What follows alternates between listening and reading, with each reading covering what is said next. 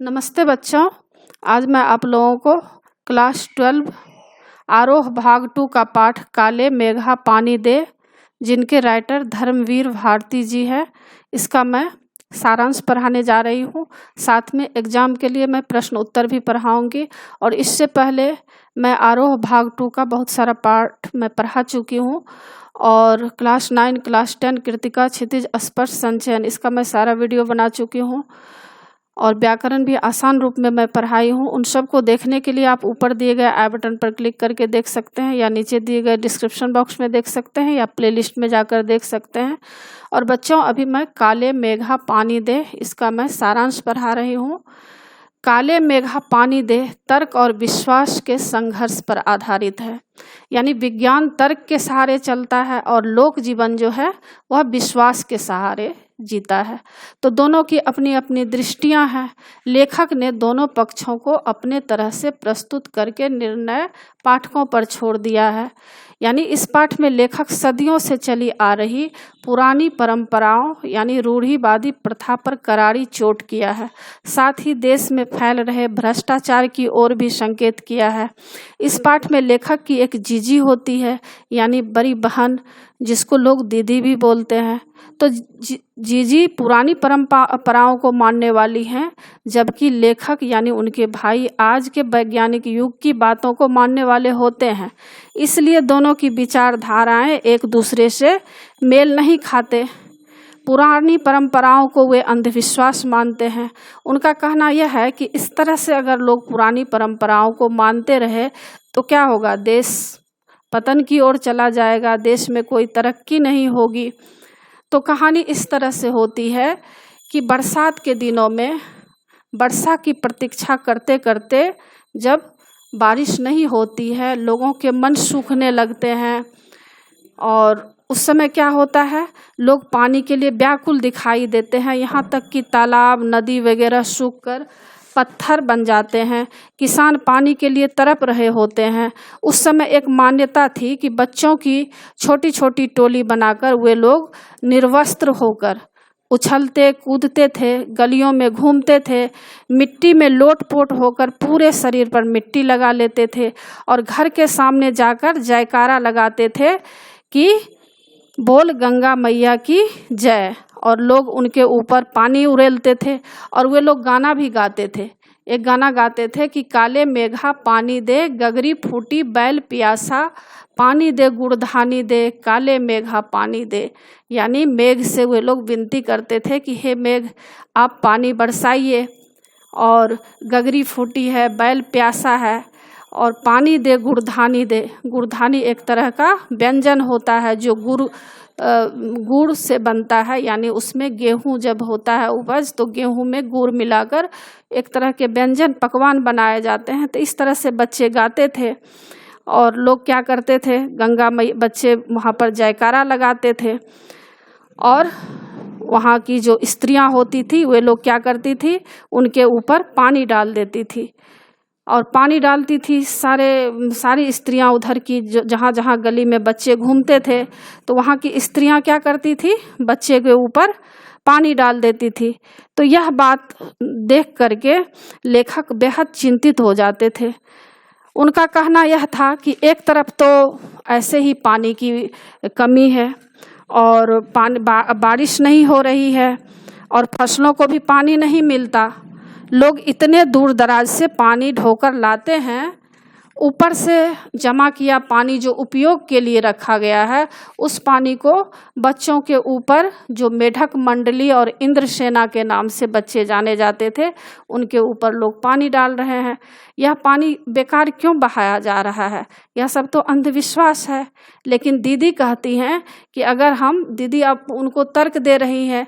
दीदी क्या तर्क दे रही हैं कि अगर हम उनको पानी नहीं देंगे तो क्या होगा, फिर जो है इंद्र भगवान अप्रसन्न हो जाएंगे, क्योंकि इंद्र भगवान जो है बारिश करते हैं, इसलिए उनको प्रसन्न करना जरूरी है। और वे तर्क देते हैं कि अगर हमें कुछ चाहिए तो हमें कुछ देना ही पड़ता है। जैसे किसान को खेती का पैदावार बढ़ाने के लिए खेत में अच्छा बीज, 8-10 किलो गेहूँ या धान मक्का जो भी होता है, जब हम खेत में बीज के रूप में डालते हैं तब क्या होता है, उससे हमें 40-50 मन गेहूँ प्राप्त होते हैं। तो उनका कहना यह है कि पानी की बर्बादी यह नहीं है, बल्कि क्या है, यह सूर्य देव के लिए अर्घ्य है। यह हम लोग सूर्य देव को अर्घ्य देते हैं। जैसे क्या होता है, जैसे हम लोग देखते हैं सुबह सुबह हम लोग क्या करते हैं, सुबह सुबह भगवान को अर्घ्य देते हैं, सूर्य भगवान को जल चढ़ाते हैं, उसी को अर्घ्य देना बोलती हैं। तो फिर उनकी जीजी बोलती हैं कि हमें किसी को अगर कुछ दान देना है तो हमें उपयोग की चीज़ देना चाहिए। ऐसा नहीं है कि हमें कोई भी चीज़ बेमतलब का चीज़ दे दें। मतलब वहाँ यहाँ पर जीजी उनकी तर्क दे रही है कि मनुष्य दान में कुछ देगा नहीं तो पाएगा कैसे। ऋषियों ने भी दान और त्याग की महिमा गाई है, परंतु त्याग वह नहीं है जो करोड़ों रुपये में से 2-4 रुपये दे दिए जाएं। असली त्याग तो वह है कि जो चीज़ तुम्हारे पास कम है उसे भी लोक कल्याण के लिए दे दिया जाए। तो इस तरह से उनकी जीजी तर्क दे रही हैं। और जीजी यहाँ तक करती थी कि पूजा पाठ वगैरह जो भी होता था वह लेखक से ही करवाती थी, ताकि लेखक को इसका पुण्य मिले। तो इस तरह से यहाँ बताया जा रहा है। तो इस पर लेखक उनको तर्क देते हैं कि यह सब तो अंधविश्वास है, और लेखक कह रहे हैं कि यही अंधविश्वास के कारण हमारा देश इतने सालों तक अंग्रेजों के गुलाम रहा है और इतना हमारे देश का पतन हो गया। और लेखक आगे बता रहे हैं कि भ्रष्टाचार के ऊपर भी वे बोल रहे हैं कि आज के समय में भ्रष्टाचार इतना फैल गया है। और आगे वे कह रहे हैं बैल प्यासा का प्यासा ही रह जाता है और गगरी फूटी की फूटी रह जाती है, यानी जनता को कोई सुख सुविधा नहीं मिलती है। यह राजनीति दांव पेच ऐसी है कि प्लानिंग तो सब कुछ होता है पर जनता तक कुछ पहुंच नहीं पाता है। ऊपर ही ऊपर सारा क्या हो जाता है, सारे लूट हो जाते हैं। तो लेखक का मानना है कि कहीं ना कहीं हम भी इस भ्रष्टाचार में लिप्त हैं। लेखक का कहना यह है कि कहीं ना कहीं हम भी इस भ्रष्टाचार में लिप्त हैं। कहने को तो सभी कहते हैं कि हम देश के लिए काम कर रहे हैं, पर असली में देश के कल्याण के लिए प्रत्येक लोगों का कर्तव्य है कि आपस में मिलजुल कर रहे और देश के हित के लिए सोचें। तो लेखक ये बात बोलते हैं कि इस घटना को बीते लगभग 50 वर्ष हो गए हैं। अब उनके मन में बार बार यह प्रश्न आता है कि हम लोग देश के लिए करते क्या है। हम मांगे तो बड़ी बड़ी करते हैं, किंतु उसमें त्याग का नाम नहीं होता है। हम भ्रष्टाचार की बातें तो बहुत करते हैं, किंतु स्वयं उसमें लिप्त हैं। काले मेघा पानी बरसाते हैं पर गगरी फूटी की फूटी रह जाती है, बैल प्यासे के प्यासे रह जाते हैं। जाने यह दशा कब बदलेगी। यानी लेखक इसमें अपनी चिंता व्यक्त किए हैं कि आज हमारे देश में इतना भ्रष्टाचार फैल गया है कि हमारे देश के जो राजनीतिक लोग हैं वे लोग इतने भ्रष्ट हो गए हैं कि उनको सामान्य लोगों के सुख दुख का कुछ भी ध्यान नहीं है। आम जो जनता है, जो ज़रूरतमंद है, जो गरीब है, उन लोगों तक कुछ भी ज़रूरत की चीज़ें नहीं पहुंचते हैं। उनके कल्याण के लिए, उनके हित के लिए कोई नहीं सोचते हैं। और जो भी पैसे मिलते हैं सरकार के द्वारा वे लोग लूट लेते हैं और अपना वे लोग क्या करते हैं, बैंक बैलेंस करते हैं, कई जगह मकान खरीद लेते हैं, कई जगह उन लोगों का धंधा चलता है। तो इस तरह से बता रहे हैं कि गगरी फूटी की फूटी रह जाती है और बैल प्यासे के प्यासे रह जाते हैं। यानी गरीब जो हैं, ज़रूरतमंद जो हैं, वे प्यासे ही रह जाते हैं, उन तक कुछ भी नहीं पहुंच पाता है। और हमारे देश की यह दशा हो गई है, न जाने इस देश की यह दशा कब बदलेगी। तो यह था पाठ बच्चों सारांश। और अभी हम लोग प्रश्न उत्तर पढ़ेंगे। पहला प्रश्न है, लोगों ने लड़कों की टोली को मेढक मंडली नाम किस आधार पर दिया? यह टोली अपने आप को इंद्रसेना कहकर क्यों बुलाती थी? उत्तर, गांव के कुछ लोगों को लड़कों का नंग धरंग होकर कीचड़ कादों में लथपथ होना बुरा लगता था। वे इसे उनका गुमारूपन, पिछड़ापन, ढोंग और अंधविश्वास मानते थे, इसलिए वे उन्हें गाली देते थे। इसी नफरत के कारण उन्होंने इंद्र सभा के लड़कों को मेढक मंडली की संज्ञा दी। गांव के बच्चों की टोली भगवान इंद्र से वर्षा करने की गुहार लगाना चाहती थी। बच्चे चाहते थे कि अगर भगवान इंद्र वर्षा करने के लिए पानी की मांग कर रहे हैं तो वे उनके दूत बनकर लोगों से जल दान कराएं। शायद इसी से इंद्र देवता उन्हें वर्षा का दान करेंगे। दूसरा, जीजी ने इंद्र सेना पर पानी फेंके जाने को किस तरह सही ठहराया? उत्तर, जीजी ने इंद्र सेना पर पानी फेंकने की परंपरा को बिल्कुल सही ठहराया। उनकी मान्यता थी कि देवता से कुछ पाने के लिए पहले कुछ दान और त्याग करना पड़ता है। किसान 5-6 सेर अनाज को बीज रूप में त्यागता है, तभी वह खेतों में से 30-40 मन अनाज उगा पाता है। यही बात इंद्र सभा पर लागू होती है। इंद्र सभा लोगों से जल का दान कराकर भगवान इंद्र से भेंट कराती है, तभी भगवान इंद्र अपनी ओर से झमाझम वर्षा करते हैं। एक प्रकार से इंद्र सभा वर्षा की बुआई है। तीसरा प्रश्न, पानी दे गुड़धानी दे, मेघों से पानी के साथ साथ गुड़धानी की मांग क्यों की जा रही है? उत्तर, गुड़धानी गुड़ और अनाज के मेल से बने लड्डू को कहते हैं। गांव के लड़के बच्चे भगवान इंद्र से पानी और गुड़धानी दोनों की मांग कर रहे हैं। कारण यह है कि बच्चों को पीने, नहाने, धोने के लिए पानी चाहिए और खाने के लिए गुड़धानी चाहिए। यह गुड़धानी भी बादलों पर आधारित है। यदि बादल बरसेंगे तभी गन्ना, गुड़ और चना, अनाज आदि पैदा होंगे। अतः गुड़धानी का दाता भी बादल या भगवान इंद्र हैं। चौथा प्रश्न, गगरी फूटी बैल प्यासा, इंद्र सेना के इस खेल गीत में बैलों के प्यासा रहने की बात क्यों मुखरित हुई है? उत्तर, भारत में बैल कृषि की रीढ़ रहे हैं। वही खेतों को जोतकर अन्न उपजाते हैं। उनके प्यासे रहने से सारी कृषि के नष्ट होने का खतरा है। अतः लेखक संकेत के माध्यम से यही कहना चाहता है कि वर्षा के बिना खेती सूखी जा रही है। खेती के आधार कहे जाने वाले बैल मरे जा रहे हैं। पांचवा, इंद्र सेना सबसे पहले गंगा मैया की जय क्यों बोलती है? नदियों का भारतीय सामाजिक सांस्कृतिक परिवेश में क्या महत्व है? उत्तर, इंद्र सेना सबसे पहले गंगा मैया की जय बोलती है। कारण यह है कि गंगा भारत की सबसे पूज्य नदी है। यह भारत को अन्न जल प्रदान करती है, अतः हमें माँ की तरह पूजा जाता है। इस नदी के साथ माँ का पवित्र संबंध जोड़ लिया गया है। गंगा हमारे धार्मिक संस्कारों में सम्मिलित हो गई है। भारत के सामाजिक और सांस्कृतिक परिवेश में नदियों का सबसे बड़ा महत्व है। भारत की मानव बस्तियां इन्हीं नदियों के किनारे बसना आरंभ हुई। इन्हीं के किनारे हमारे समाज का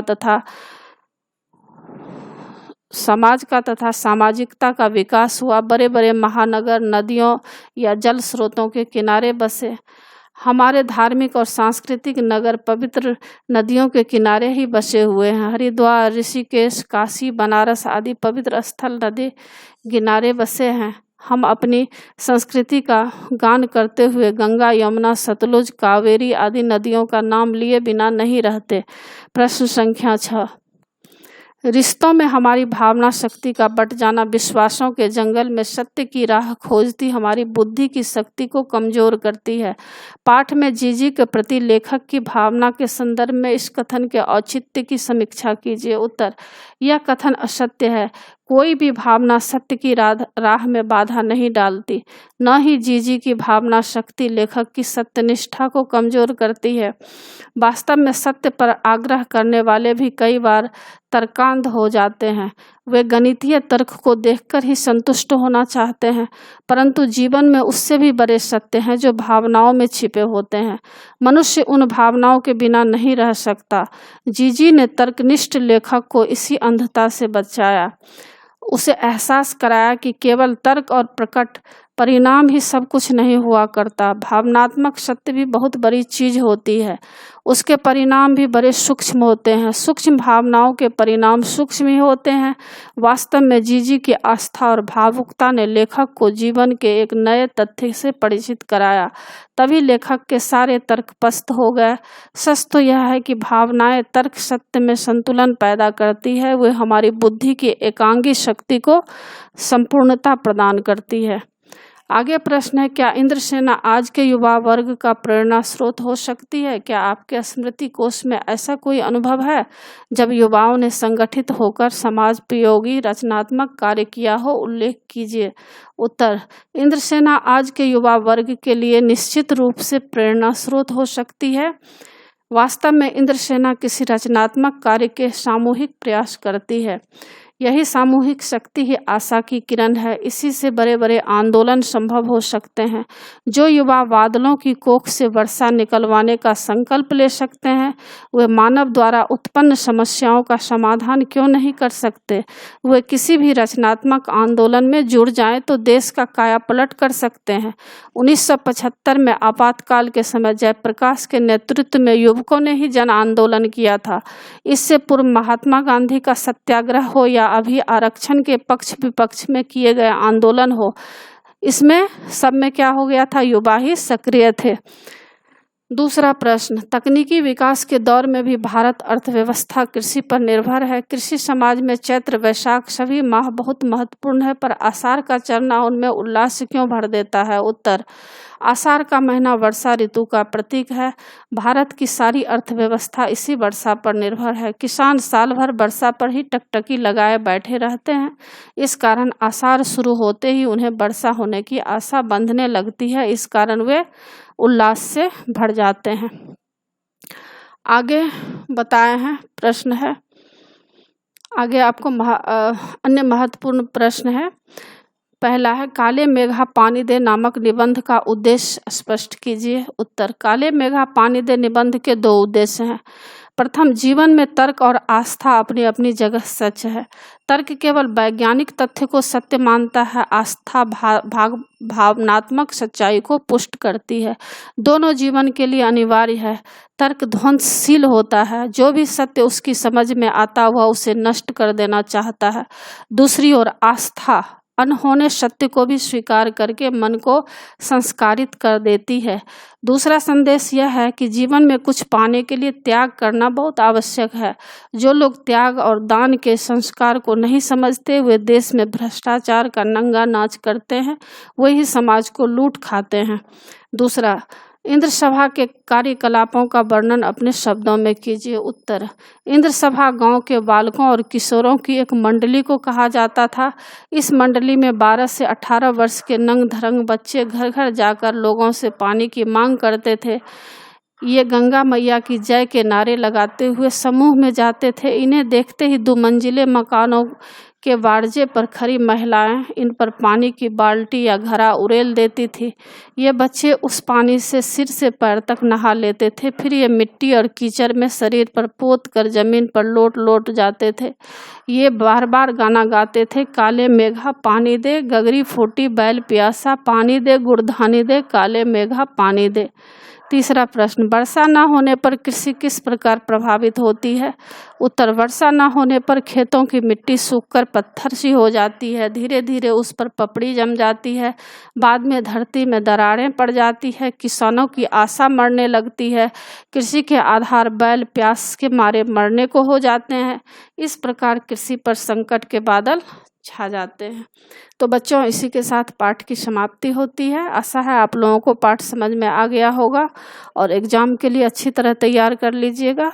और बच्चों, मेरे चैनल देव जनागरी को ज़रूर सब्सक्राइब कीजिएगा और सब्सक्राइब के बगल में बेल आइकन बटन है, उसे क्लिक कीजिएगा, लाइक कीजिएगा और शेयर कीजिएगा। कमेंट्स ज़रूर कीजिएगा कि आपको यह पाठ कैसा लगा। नए पाठ के साथ फिर मैं मिलूँगी बच्चों। धन्यवाद।